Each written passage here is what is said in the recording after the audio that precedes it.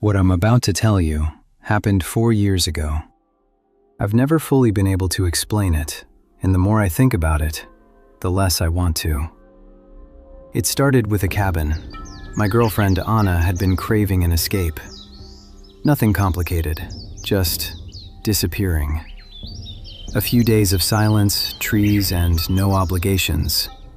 Her brother Hunter was staying with us for spring break, so he came along. I found the place online, deep in the woods, completely isolated.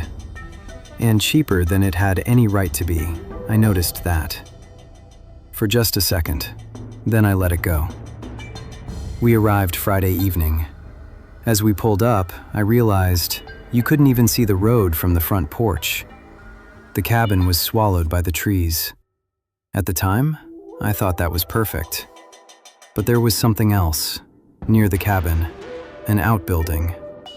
A large shed, locked with a padlock. Hunter messed with it briefly and said something I brushed off at the time. This lock looks new, like it was recently replaced. I assumed the owner stored equipment there. I assumed wrong.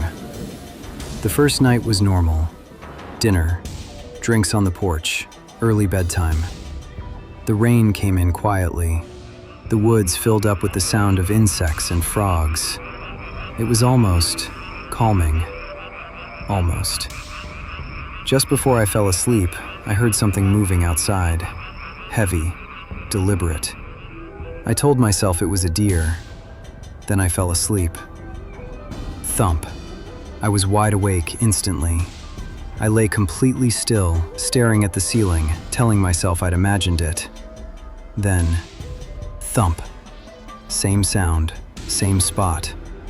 Like something, or someone, was testing the wall. Anna was still asleep. I grabbed a flashlight and moved to the window. I didn't want to go outside. Something in me refused, but what I saw through the glass made my blood run cold. Footprints, fresh ones, in the mud. Right beside the outbuilding. None of us had stepped outside since the rain started.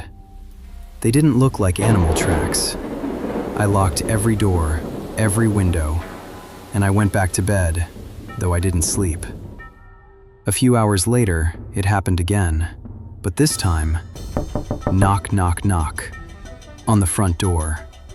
I want you to truly understand what that feels like. You're in the middle of nowhere. It's 4 a.m. The nearest town is miles away, and someone is knocking on your door. Anna woke up. I could hear the fear in her breathing. I walked to the door. Before I could speak, a voice came from outside.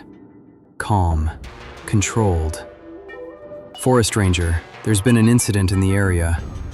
I need to do a welfare check. I didn't open the door. Something was wrong. I could feel it, like static in the air. I told him we were fine, that we just wanted to sleep. He paused, then asked if he could ask a few questions. That pause, that's what told me everything. I quietly signaled Hunter to call the police while I kept the man talking. Hunter came back a minute later. He leaned close and whispered something. No rangers had been dispatched to this area. The moment I stopped engaging with him, he changed. The knocking became banging. His voice went from calm to aggressive in seconds. He demanded I open the door, said he'd kick it in, said he'd arrest me. Anna screamed at him to leave, and that made it worse. He started kicking the door. Then we heard his footsteps move, circling the cabin. I told Anna to lock herself in the bathroom. Hunter and I grabbed knives from the kitchen. We tracked his movement by sound alone. Then, crash. A window exploded inward. A rock. We stood there, frozen, waiting for him to come through. 1 second, 5 seconds, 10. Nothing. And then, in the distance, sirens. He vanished. By the time the police arrived, there was no trace of him. The officers searched the area, found nothing. They told us there was nothing they could do. Their advice? Leave. So we did. In the dark, in the rain. On the drive home, once the adrenaline faded, one thought kept circling back. That cabin was in the middle of nowhere.